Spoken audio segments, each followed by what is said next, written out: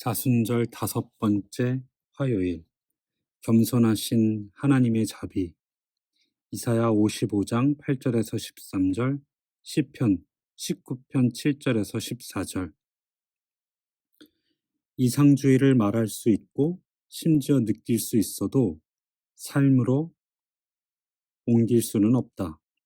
내 신념을 영혼이 모른다거나 수동적으로 대한다는 것은 결국 전혀 말이 안 되는 생각이었다.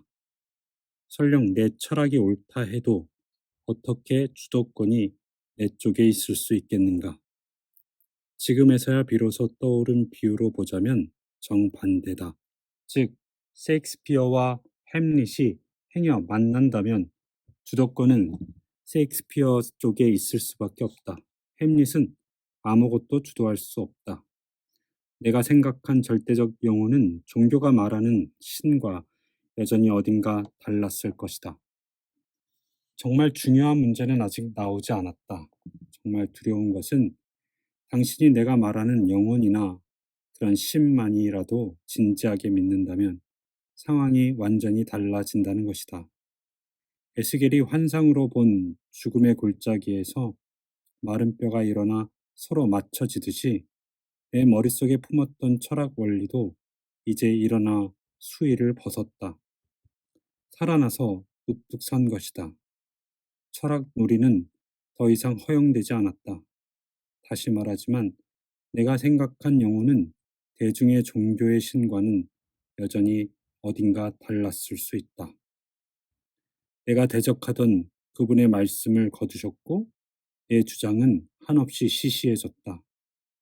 그분은 논쟁하지 않으시고 나는 주님이니라, 나는 나니라, 나는 있느니라 라고만 말씀하셨다. 종교심을 타고난 사람은 이런 계시가 얼마나 무서운지 잘 모른다. 우호적인 불가지론자는 하나님을 찾는 인간에 대해 신나게 말하지만 이는 쥐가 고양이를 찾는다는 말이나 마찬가지다. 나도 그렇게 말하곤 했다. 내 처지를 가장 잘 보여주는 운유는 와그너의 오페라 지크프리트 1막에 나오는 미메와 보탄의 만남이다. 보탄은 이렇게 말한다. 첩자와 염탐꾼은 내게 필요 없다네. 나 홀로 가리니. 앞서 말했듯이 나는 무엇보다도 간섭이 늘 싫었다. 내 자아는 내 것이기를 바라다 못해 미친 듯이 소원했다. 즐거움을 얻기보다 고난을 피하는 것이 내게는 훨씬 절실했다. 그래서 늘 책임을 줄이려 했다.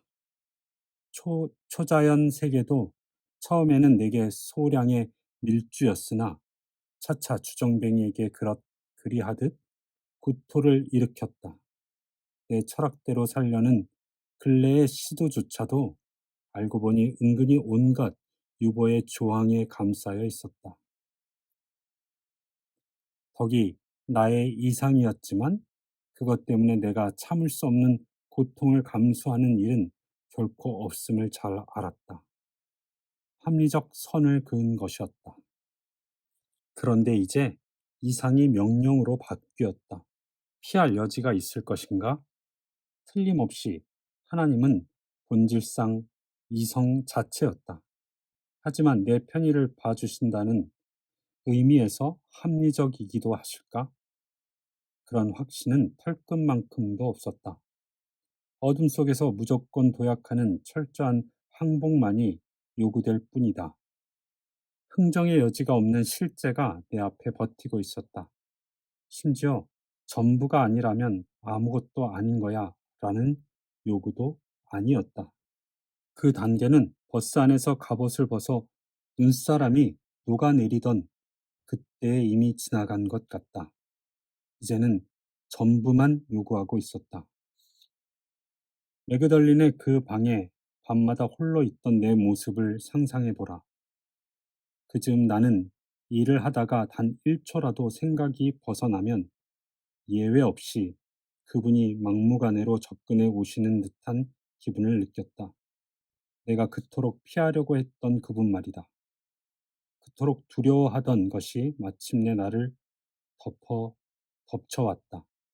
1929년 여름 학기에 나는 손을 들었다. 하나님이 하나님이심을 인정하고 무릎 꿇어 기도했다. 그날 밤 나는 영국 전체에 가장 맥빠지고 마지못해 회심한 사람이었을 것이다. 겸손하신 하나님은 이런 회심자까지도 받아주신다는 지금은 가장 빛나고 확실한 사실을 그때는 몰랐다. 어쨌든 탕자가 제 발로 걸어 집으로 돌아왔다.